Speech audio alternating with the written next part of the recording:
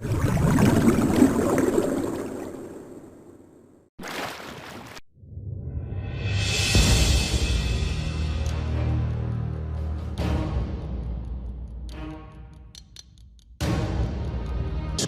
yang kami hormati, umat Islam ini memang biasa ramai.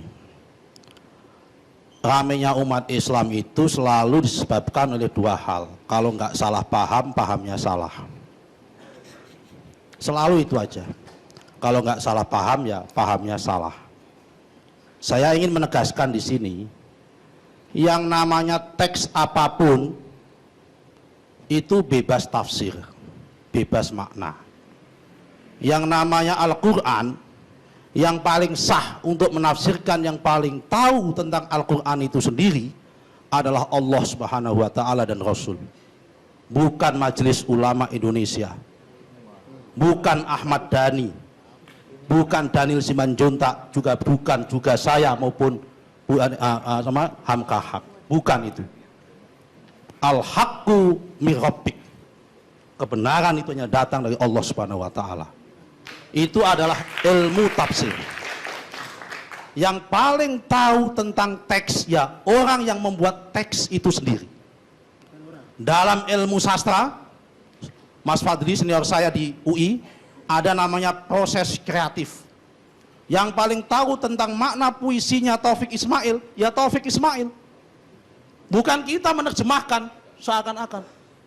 Karena itu kiai-kiai saya, guru-guru saya, ulama-ulama saya dulu, ketika memaknai Al-Quran saya ngaji, tidak pernah mengklaim dirinya paling benar. Selalu ditutup dengan satu kalimat, Wallahu a'lamu bimuradihi, bahwa hanya Allah lah sesungguhnya yang paling tahu tentang maknanya, bukan orang lain. Karena itu kalau menjadi ulama, menjadi kiai, mengutip Al-Quran, jangan hanya mengutip dengan surat Al-Quran yang terjemahan. Man laisa syekh bil Quran wa syekhu wa syaiton. Barang siapa yang belajar Al-Quran tanpa guru, gurunya setan, multi interpretasi. Yang paling tahu tentang apa yang disampaikan si Buyani, ya si Buyani. Guntur bebas menafsirkan. Karena itu perlu tabayun. Malam ini dia menjelaskan, maksud saya nggak seperti itu. Yang paling tahu tentang apa yang disampaikan oleh Ahok di Pulau Seribu, ya Ahok, bukan orang lain. Itu ilmu tafsir, itu ilmu teks, hermeneutik. Karena itu dia tabayun, dia menjelaskan, dia minta maaf, saya tidak pernah bermaksud menyakiti umat Islam, saya tidak bermaksud mengakukan seperti itu dilakukan. Pertanyaan saya, saudara saya Nasir Jamil tadi mengatakan perlu tabayun. Majelis Ulama Indonesia hari ini membuat keterangan itu, yang katanya dijadikan lisensi. Apakah sudah melakukan tabayun, datang kepada Ahok atau memanggil Ahok? Maksudnya seperti itu. Tabayun itu harus memanggil orangnya, bukan berpendapat sendiri. Itu tabayun,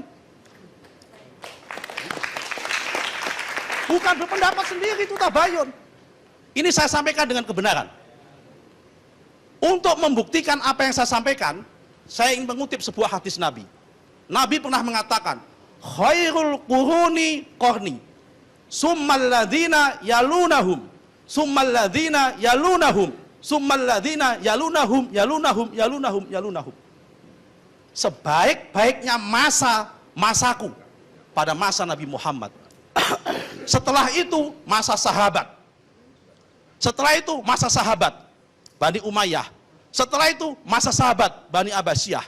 Setelah itu masa ulama dan sebagainya sampai sekarang. Ini adalah mana derajat kebaikan. Saya ingin bertanya, sejarah membuktikan Pak Karni tidak ngarang.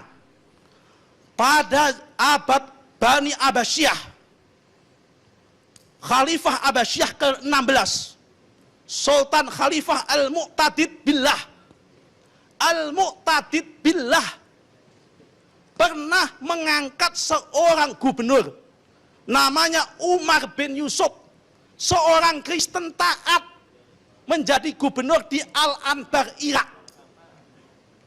Apakah di waktu itu tidak ada surat Al-Maidah 51 pada zaman itu? Apakah pada masa itu tidak ada ulama-ulama yang menafsirkan Al-Maidah? Mohon maaf.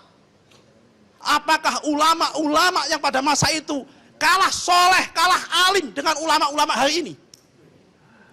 Bukti kedua, saya ingin mengatakan, dari semua ayat Al-Quran, terjemahan Al-Quran, hanya teks bahasa Indonesia saja yang memaknai bahwa aulia itu pemimpin. Bahasa Inggris tidak ada. Waktu ada 1 menit. Ya kan? Tidak ada seperti itu. Karena itu Bapak Ibu sekalian, ini semua apa yang disampaikan Ahok itu tidak lepas dari konteks sosial hari ini. Sebelum Ahok dilantik menjadi gubernur menggantikan Pak Jokowi, sudah ada kok. Di ILC ini juga saya hadir. Yang mengatakan menolak Ahok jadi gubernur pada saat itu. Karena juga dengan ayat ini juga. Dan bahkan kemudian membuat gubernur tandingan. Saya ingin mengatakan, Indonesia ini negara Pancasila. Namanya negara Pancasila itu adalah hukum-hukum Islam, syariat Islam adalah harus kita hormati dalam konteks ranah privat. Tapi dalam konteks pengambilan keputusan ada konsensus bersama. Misakon golidon yang namanya Pancasila itu. Di dalam Pancasila sudah jelas Muslim, non-Muslim boleh menjadi pemimpin, boleh menjadi apapun. Karena itu Bapak sekalian, fakta mengatakan yang menggunakan ayat Al-Maidah untuk menolak Ahok hari ini di masjid-masjid itu ada. Jangan mengatakan tidak ada. Di YouTube ada. Nah, karena itu apa yang disampaikan Ahok sudah jelas. Dia menyampaikan tabayun bahwa apa yang disampaikan itu tidak bermaksud melecehkan maupun menistakan Al-Quran, apalagi umat Islam, apalagi agama Islam. Tidak bermaksud seperti itu. Itu jelas. Yang paling tahu tentang omongan Ahok, ya Ahok sendiri. Yang paling tahu tentang Al-Quran, yang paling tahu tentang Al-Quran, ya Allah Subhanahu wa Ta'ala. Ya, itu udah yang ada. paling tahu tentang si Buyani, ya si Buyani itu sendiri. Itu udah ada sebutkan tadi. Oke, karena itu sekalian, kalau kita ingin berpolitik sebagai negara Pancasila, ayo kita sepakat bersama-sama malam ini, hentikan penggunaan ayat-ayat untuk politik. Ayat Al-Maidah tidak ada kaitannya dengan politik. Ayat Al-Maidah multitafsir. Karena multitafsir tidak usah dipakai justifikasi untuk menistakan orang, untuk melawan orang dan sebagainya. Kita kembalikan cita-cita besar kita sebagai bangsa Indonesia. Mendirikan negara ini susah. Baik. Mempertahankan negara ini jauh lebih susah. Karena itu negara ini tidak boleh bubar hanya karena urusan-urusan sepele. Baik. Sekian, terima kasih.